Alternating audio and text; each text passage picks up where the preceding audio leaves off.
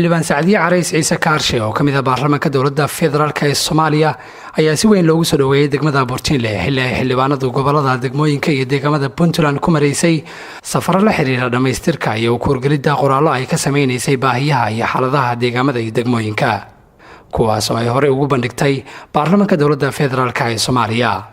soo dhaweynta xildhibaanada ayaa waxaa ka qayb qaatay maamulka degmada Boortinle, nabadoono culimaa u diin ururada haweenka iyo dhalinyarada degmada Boortinle.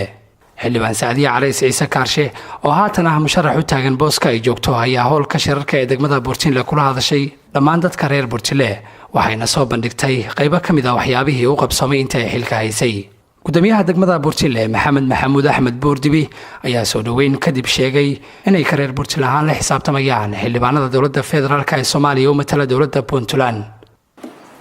waxaan u gudbayaa munaasabadan oo aynu maanta ku soo dhaweynayna xildhibaanad Sacdiye Carays Ciise Kaarshe oo aad taqaanaan aabaheedna uu ahaa abwaan Soomaaliyeed dhammaan geyga Soomaaliyeedna laga yaqaan inta Soomaaliga looga hadlo. xildhibaanadu waxay soo gaadhay degmada ruuxaantii xildhibaanada dowladda federaalka annagoo dhan ka degmo ahaan nahay waa la xisaabtamayna. soo dhaweyntu ma ahan ehelnimo keliya wixii aad shalay qabatayna waa lagula xisaabtamaya. waxaad kaga duwan tahay haddii aad xasuusatay oo tiri bulshada reer Puntland xilka u haya oo xildhibaanad waxaan ahay Puntland ama gobolada tan waad ku mahadsantahay. awal sanadkii hore waxaan u malaynayaa ismada ogolaanshaha lahaa, laakiin hadda ururkii bulshada iyo qaybihii kala duwanaa iyo odayaashii iyo waxgaradkii baa codka wax ku leh. 51 qof baa codaynaysa dabcan deegaankii weyn iyadoo haddana beel ay tahay. waxaanu leenahay annagoo reer Puntland waanu ku soo dhaweynay sida aad noo xasuusatay oo aad u garatay inaad deegaan ka timid oo ka soo jeeday. sidaas darteed baan haddana annagoo mashruuc kugu xirin mar labaad waxaanu ku leenahay codkii baanu ku siinay. Caasha Geela Kane gudoomiyaha ururka haweenka degmada Boortinle ayaa dhankeeda ka dhawaajisay inay ka urur haween ahaan ku faanayaan xildhibaan Sacdiye sabab la xiriira waxqabadeedii. Sacdiye meesheeda inoo joogtaa, meeshii Carays Ciise Kaarshe inoo joogtaa, dhammaan Soomaali bay u joogtaa, dhammaan reer Puntland bay u joogtaa, dhammaan gabdhaha Soomaaliyeed oo ay ka mid tahay bay u joogtaa. intaas waxaan ku darayaa Sacdiye ku soo dhawow gacmo furan, walaalnimo, kalsooni, jacayl lagu qabo sida horeba lagu sheegay. waxaan u malaynayaa maanta waad aragtay dadkaagii iyo dalkaagii sida lagaaga jecel yahay oo lagaaga baahan yahay. waxqabadkaaguna mid qarsoon ma ahayn, waanu la soconay. waxaad ka waxqabad badnayd oo ka horeysay oo maaragtay aad ka dadaal badnayd nimanka ragga ah oo odayaasha ah oo xildhibaanada ah oo lagu tirsanay. sidoo kale nabadoonadii samadoonadii iyo aqoon-yahanadii ka hadlay munaasabadda soo dhaweynta ayaa cadeeyay inay mar labaad doorteen oo codkooda siiyeen xildhibaan Sacdiye ayna soo dhaweynayaan. soo dhawow gacalo ku soo dhawow nuuna ku soo dhawow waxaan halmaami karin baa meesha tan yaala. annaguna sidoo kale sidaasaan leenahay jiil kasta oo dadku ka kooban yahay ummadda Soomaaliyeed oo meesha fadhiyada ka kooban tahay way mahadsan yihiin. gacalo iyo wanaag bayna dadka u muujiyeen. annaguna haddii alla imaynta naftu nagu jirto waa xusuusnaanaynaa. deegaankaagii dadkaagii baad u timid marti kuma tihid midda doorashada iyo hanaankeeda hadda doorarkii la soo dhaafay sidii wax lagu dooranayay haddee mudnaanta raas baa iskale annagoo isku beel baan nahay. marka waa la iska qabaa runtii dadka federaalka naga jiray fikirka laga haystay qof mudan in ay mas-uuliyadda mar labaad soo doorto weeye.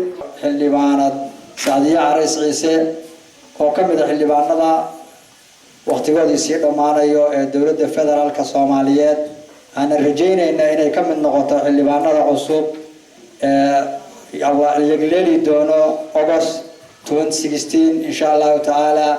waxaan leenahay ku soo dhawow degmada Boortinle oo deegaankaagii ah oo dadkaagii joogo oo aad lagaaga jecel yahay iyadoo lagu soo dhaweynayo waxqabadkaagii muddadii koobnayd oo aad xilka haysay. wixii aad ka qabatay wadada wadaagsin, wixii aad ka qabatay deegaanka Gacnafale, wixii aad ka qabatay gobolka Mudug, waxa aad ka qabatay degmada Boortinle, wixii aad u qabatay ururka haweenka iyo saad ugu qareemi jirtay dhammaan waxaa arrimahaas oo dhan iyadoo laga mahadcelinaya waxaa lagu leeyahay soo dhawow. ugu dambeyntiina xildhibaan sacdiye carays ciise kaarshe ayaa sheegtay in uusan ahayn safarkan midkeedii ugu horreeyay oo horey booqashooyin badan oo ay ugu kuurgalayso xaaladaha degmooyinka iyo deegaamada puntland usoo martay ayna qoraallo ka samaysay waxyaabihii ka jiray deegaamada islamarkaana ay horgeysay baarlamaanka dowladda federaalk ee soomaaliya ilaa haatan ay wado booqashooyinkii iyo weliba xog ururintii. reer burtin waxaa idiin sheegayaa socodkayga maanta oo keliya ma aha, horena waa idinkugu imid.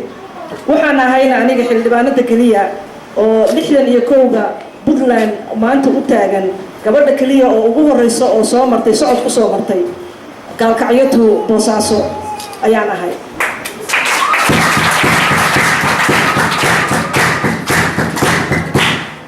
waxaan shalay ka soo degtay diyaaradda 1:00 duhurnimo anigoo dumar ah oo aeroboortkiisa naga soo degtay aan u dhaqaaqay oo aan 50 kilomitir bay u jirtaan u malaynayaa gacmo fale gaalkacyo oo aan baabuur ku maray oo aan ku soo noqday. xalay markaan seexdayna saaka aan soo ambabaxay oo aan qalbiga aan ku haystay dadkaygii shacabkaygii walaalahay inaan wax la qaybsado aan u tago.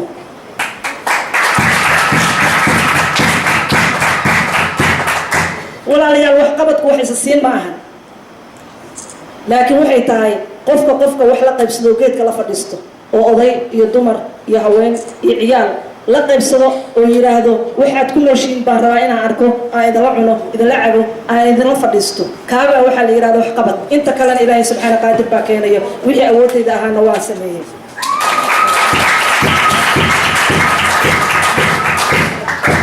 walaalayaal socodkaan maalintaa maray waxaan ka qoray qoraal oo aan ka qoray baahida ka jirta puntland. walaal ma fadhiisanin qoraalkaygii ilaa hadda waa hayaa. waxaan ka aqriyay baarlamaanka oo aan ka sheegay magaalo walbaba iyo waxa ay u baahan tahay iyo waxa ay rabaan. markaana waa xasuustaa 3 sano ayaa ka soo wareegatay waagaan. hadda ma ihi qof socdaalkiisa ugu horeeyo waxdoon ah ee waxaan ahay qofkii shalay shaqada hayay oo raba haddana inuu dhammaystiro oo rabana inuu kursigii uu shalay ku fadhiyey haddii uu ilaahay ii kaso iyo haddaad adinka isiisiin aan ku fadhiisto haddii ilaahay way jirtaa kun iga fiican maanta anaa lay arkay, laakiin 100 gabdhood oo aan weli la arkin oo iga fiicanna way jiraan oo ay u baahan yihiin kursigii inuu maanta iyagana ay ku fadhiistaan.